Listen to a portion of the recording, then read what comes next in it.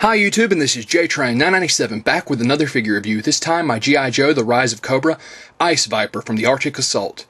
Now the Ice Viper comes with his rifle, his oversized missile launcher with his missile, and his base. Okay, on to the back of the card. The Ice Viper's file card says, injected with nanomites, Ice Viper commandos are inhumanly strong, incapable of feeling fear or pain, and able to withstand freezing temperatures. They defend an Arctic research lab when the G.I. Joe team storms the facility to shut them down. Preferred weapon, Mars Industries D57A Extreme Environment Tactical Rifle. So, looks like a very interesting figure. Glad to have him. So let's pull him out of the package. And here he is out of the box. Now I have him holding his rifle and his handgun. And to get his oversized, I thought it was a rocket launcher like everyone else's, but there's no way possible for him to hold it, and it looks like almost a snowboard or something like that with the Cobra logo. Missile shoots out, goes right back in. Nothing to it. Okay, so he of course has his tiny little laser pistol, which is now on the floor. You can see there, nothing really special about it. His rifle, which is your standard Viper rifle, except it has some white detail around it to make it like it's taped up. Now on to the actual figure. See his base, the Ice Viper, standard Cobra logo. He does not attach to the base well at all. Not really sure why that is. You can see the foot pegs there.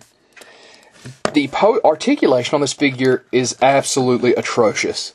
It has no head movement because of the giant cuffs. The arm movement is very, very stiff. It will barely move.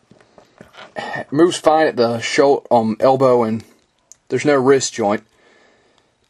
And the legs, of course, are hindered by the jacket cuff. And then you have this giant ball joint that's a real pain to move.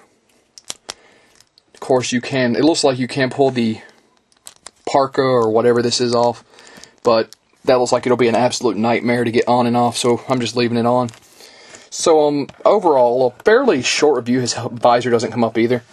But I am definitely not digging this guy. I thought he looked really cool in the pack. I thought it would be a great addition to a Viper, and that's the only plus side, is that he looks kind of cool once it's all said and done.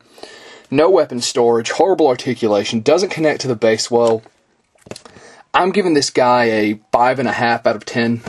Very poor figure. Very disappointed in him. If you're going to get a Viper, definitely don't start with this guy. Don't start the line with this guy either, because he does look pretty cool, and I know a lot of people are going to get him just for that fact. So without further ado, this is JTrain997. Once again, the Ice Viper gets a 5.5 out of 10, and I'll see you soon, YouTube.